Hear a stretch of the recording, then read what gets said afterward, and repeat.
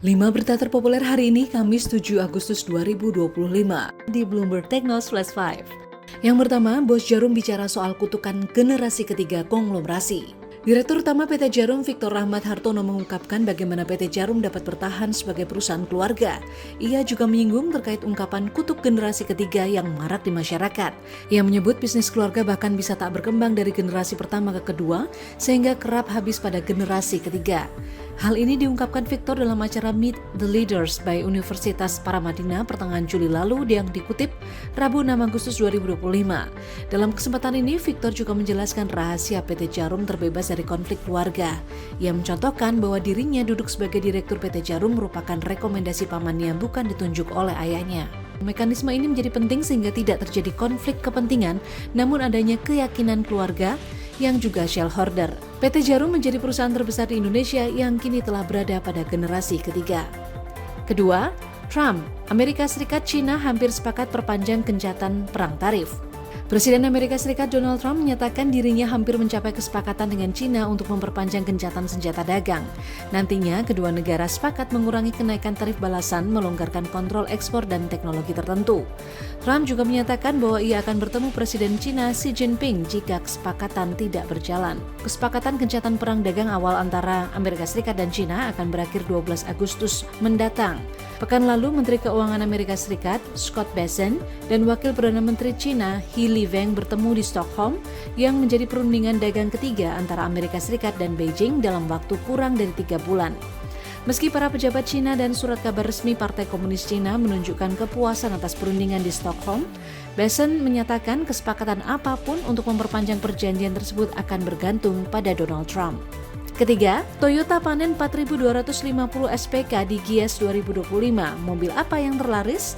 PT Toyota Astra Motor atau TAM mencatatkan jumlah surat pemesanan kendaraan SPK sebanyak 4.250 unit selama Gaikindo Indonesia International Auto Show atau Gias 2025 di BSD Tangerang. Jumlah ini disebut masih relatif sama besar dengan Gias sebelumnya. Toyota menyatakan meningkatnya SPK ditunjang penjualan model Kijang Innova Zenix Hybrid, sementara komposisi kendaraan listrik yang terjual di Gias mencapai 34%. Tahun ini, TAM juga memperkenalkan Toyota New Bay Z4X sebagai baterai EV pertama Toyota yang diproduksi secara lokal di Indonesia. Dari data Gaikindo, pada semester pertama 2025 penjualan wholesale Toyota mencapai 123.846 unit dengan pangsa pasar 33% dari total penjualan oleh semua merek.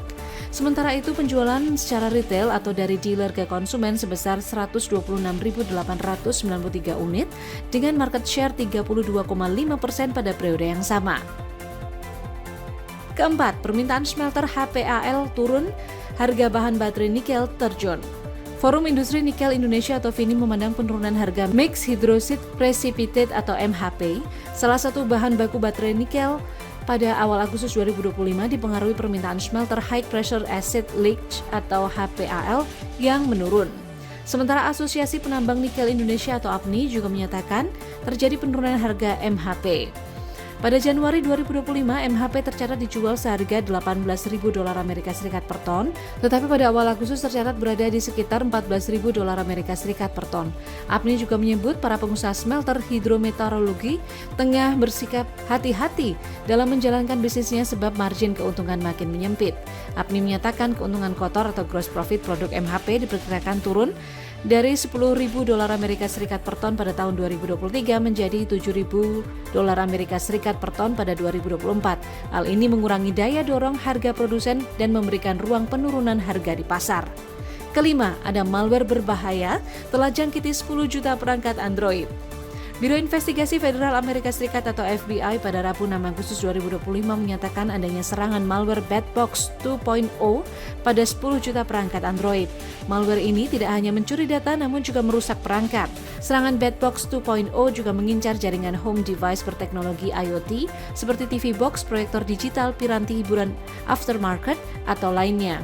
FBI juga menegaskan bahwa mayoritas perangkat yang diserang adalah produk buatan Cina tanpa sertifikat resmi. Perangkat yang telah dijangkiti diam-diam dimodifikasi untuk menampung malware. Sementara pertengahan Juli lalu, Google telah memberikan keterangan bahwa Bedbox 2.0 menjadi botnet terbesar yang diketahui dari perangkat TV yang terhubung ke internet dan terus berkembang setiap hari. Google juga telah mengajukan gugatan di New York untuk mencoba menghentikan aksi malware ini sebagaimana dilansir dari PC Mag. Itu dia 5 berita terpopuler pilihan Bloomberg Technos hari ini. Ikuti terus update selanjutnya di www.bloombergtechnos.com.